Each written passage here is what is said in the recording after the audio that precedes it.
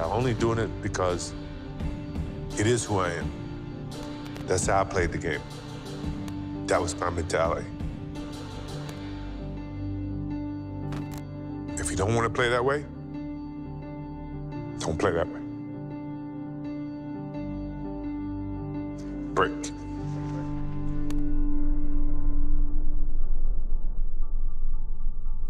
You know, basketball is my love, always have been, and I can't ever, envision an ending of something like that. You know, that passion that I have for the game, until I'm dead and gone. Until that's when it's, well, I can wait. I'm not in a rush. What's triumph mean? What do you associate with triumph? Winning, all the time, winning. 3, that's enough, isn't it? Enough for you? No, for you. No, it's never enough. It's Okay. never enough as long as you compete. You know, it's always great to win. That's why you compete. And I think, we're going to certainly try to do this for the 4th time. But right now, the 3rd time was a lot of damn work. You know what I mean? You're hungry or you're full yet? No, you feel yourself getting full because each time that you win, it takes away a little bit of that hunger, which is a challenge within itself. It's a battle within your mind to find a challenge to go to that same place that you've been 5 times before, and that's hard. When people say, well, the first one was the hardest, no, the last one's the hardest because you're battling with yourself. If I can really elaborate on why I said myself more so than another athlete, is that because a lot of times I had to battle with myself to keep challenging myself. That to me was why I would say that the biggest battle was myself, because when you get to a certain pinnacle, you got to find some ways to keep going out there for 82 games. Do you think you have a gambling problem at all? No, because I can stop gambling. I have a competition problem, a competitive problem. Now, we can compete for $1, and compete for $10 or whatever, but it's the matter of competing. So do you compete based upon who can pay, how much they can pay? No, it's not the matter of who can pay. If you just say, let's play for $10. Yeah, if we play you don't Monopoly. have to pay me. It doesn't matter. Okay. If you don't have to pay me. Oh, I would pay you, though. You would not have that on me. You would not be saying I didn't pay you. But, okay? it was just a matter of the competition that I enjoyed. Let me ask you this. Kevin used to take practices and put me in the starting 5. And he'd make it a competitive thing where the losing team have to run.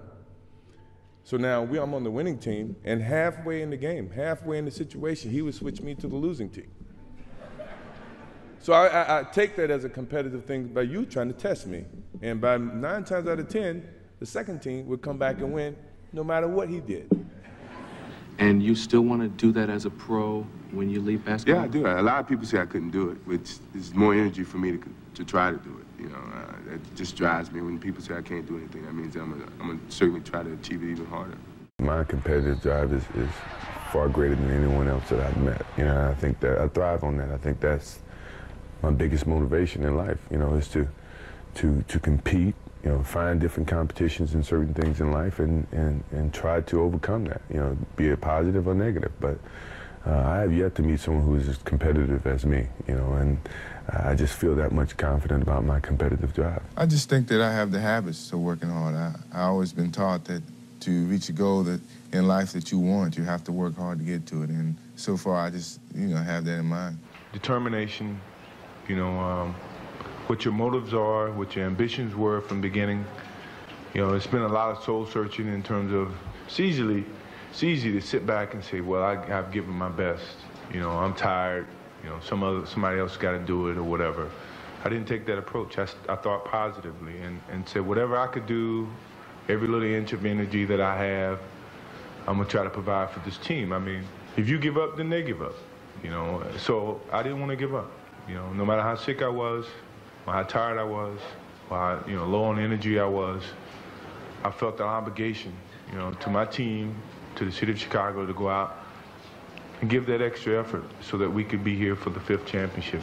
How's the transition been from college to the Olympic experience and now to the NBA? Well, I think it's been pretty easy. I think the Olympic was kind of pre-professional level. It was fast-paced, it was physical, and that's just the type of NBA game is. And, coming on this level is a brand new start for me, and I have to start from the bottom and work my way up. So, I think the hard work is ahead of me, and I'm willing to take on that challenge and go out and play the best I can. Have you got enough left to carry this team if you have to carry them? I hope I don't have to, but I'm the type of player that I'm going to leave everything that I have on the court, and hopefully that's enough. I was beat down because of the physicality of what was happening within the game, you know, and I didn't have it to compete with them. Michael Jordan went down and he is grimacing in pain. That's when I really started to physically build my body up and gear myself up for that type of beating. Easy. From that year on, I got stronger and stronger and stronger and stronger because that became as important as anything else. I've really set a standard for myself, which is normal. But then you have to step it up another level to be above normal. What motivates me is the unknown. No one knows. You know, they can all speculate, but no one really knows. And you know, when you look at my career from high school all the way up through to the pros, no one knew what Michael Jordan was capable of. You know, and myself, I didn't know. You know, but that I didn't let that stop me. You know, and I let that motivate me more so than anything. That as long as it's unknown, that means I have a chance. You know, and that's the way I pursued my whole career. I'm nervous. I think if you're not nervous, then you shouldn't be here. And it's a sense of nervousness because we're starting to venture down an alley that we hadn't seen in a long time. You know, and I think nervousness brings excitement. These are the games that Coach Smith used to tell me about. These are the fun games. When the anticipation is so high and the expectation is to go out and play a hard game and let whoever put the hardest work on the basketball court decide to win, and who's going to win. And it's no different. Nobody said that the Chicago Bulls are immune to this. I think this is a gut check for us, and I kind of like it. No, for one time, my principal advised me to go to an Air Force Academy because he felt that after I finished college, I have a job. So I said, no, I don't want to go that route. So I decided to go to University of North Carolina. A lot of people didn't expect me to do so well, but I guess that was a challenge that I faced. And sometimes you have to face those challenges and see what happens. I will not quit this game because of what the media has done to me or what other people have done to me. I will quit this game because my skills are diminished. I can't find the challenges to keep pushing myself. My love is always going to be there, but my pride won't let me leave because someone else is going to push me out. I'm going to leave on my own terms, and I don't think too many athletes have that opportunity to do, and that's what I want to do whenever it comes my time.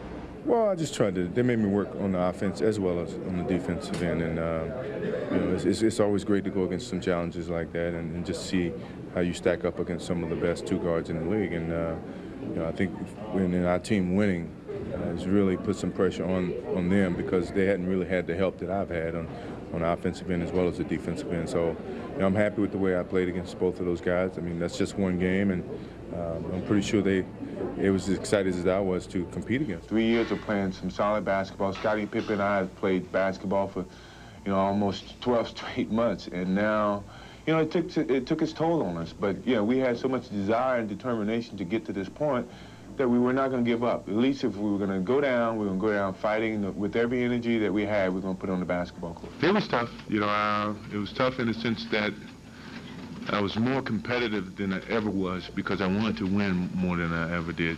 Because of some of the bumps in the road. For a competitive junkie like me, golf is a great solution because it smacks you in the face every time you think you have accomplished something. Oh! That to me is taking over a lot of that energy and that competitiveness for basketball. Do you think sometimes that the way you play could shorten your career because you play so hard, you're the nucleus of the success in Chicago? And I don't mean to embarrass you or put you on the spot so you have to diss your partners, but you have to really play hard. Does that hurt you physically? No, because when I play hard all the time. There's no turn it on here, turn it off here. It's just 110% at all times. So, if I burn out, I burn out. That means my career is short. I go play golf somewhere. Yeah. But I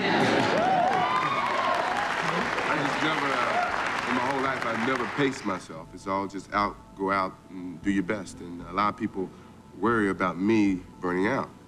I never had the time to worry about it. It evolved to be more of a mental challenge for me than a physical. And that's one of the reasons that I still play the game, because I can challenge myself. I never feel that I'm at my best. I feel I still have room to improve. I still set goals for myself to strive for. I'm never complacent with what I've achieved. Even though it's been very successful for me, I still feel I have a lot to prove, not just as a player, but as a person, as a father, to some extent as a role model in all aspects. So I'm never really too complacent with myself or with what I've achieved. When I get to a point where I feel I can improve as a player, I walk away from the game. I still feel that I have a plateau that I hadn't reached yet in terms of my skills or my expectations of myself. I'm always going to expect myself to do certain things or surpass certain things. As long as I believe that, then my road to success is going to continue to expand. I mean, what else can I say? The next year I come back, I broke my foot, I was out for 65 games, and when I came back, I wanted to play. Here in the doctors, they came up with this whole theory that you can only play 7 minutes a game, but I'm practicing 2 hours a day. I'm saying, well, I don't agree with that math, And back then, it was about whoever had the worst record get the most balls and the ping pong balls, and you can decide what pick you're gonna have. But I didn't care about that. I just wanted to win. I wanted to make the playoffs. I wanted to keep that energy going in Chicago.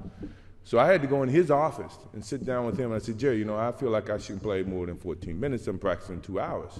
He says, MJ, I think I have to protect the long term of investment that we've invested in you.